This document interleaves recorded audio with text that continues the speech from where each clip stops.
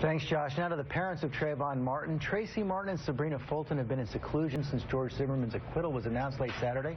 They join us now for their first interview since the verdict, along with their attorney, Ben Crump. Thank you all for joining us. And Sabrina, let me begin with you. You were not in the courtroom Saturday night. Where did you get the news, and what was your first thought? It was on one of the television programs, and my first thought was shock, disgust. I really didn't believe that he was not guilty. You've now had 5 days to think and pray about it, both of you. Do you understand now how the jury might have reached that decision, and do you accept it? Well, as parents, the understanding how they reached the verdict, I'll never grasp that concept. And just as loving parents and God-fearing people, we just continue to pray that whatever was in their heart was what they intended to do. But we feel that the verdict, we didn't feel it was fair, and of course it's devastating. I can only imagine. We've now heard from one of the jurors, only one so far, who said that Trayvon played a role in his death. She said that he could have walked away and gone home. What's your response to that? My response to that is that I think people forgetting that Trayvon was a teenager. So he probably thought as a teenager. I really do believe he was afraid because he did call George Zimmerman creepy. So he was afraid. Is there something you wish those jurors knew that they didn't know? I wish they really knew Trayvon for who he was and knew that he was a kid. They really didn't get the chance to, they didn't know him as a human being. So I just wish that they had an opportunity to really know who Trayvon was and to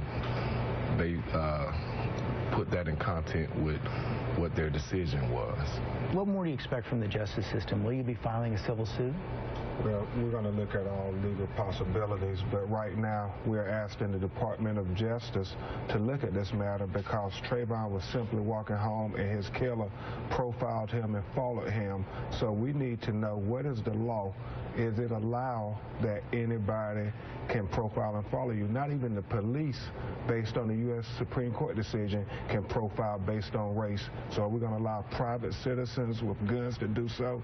We need to know, because we need to know what to tell our children. But as you know, the FBI investigations did not find much evidence that race was in play here. The prosecutor didn't believe that. Do you really think there's evidence for a case? Well, George, witness number 9 has said that he had racial issues. So there's evidence that may be very telling for a U.S. attorney to look at the civil rights of Trayvon Martin and if they were violated by his killer.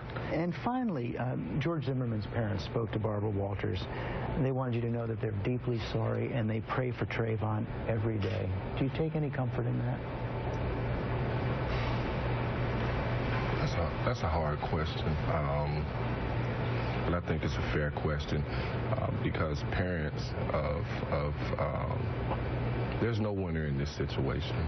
Obviously, we are devastated more, and I just think that all the circumstances surrounding books being written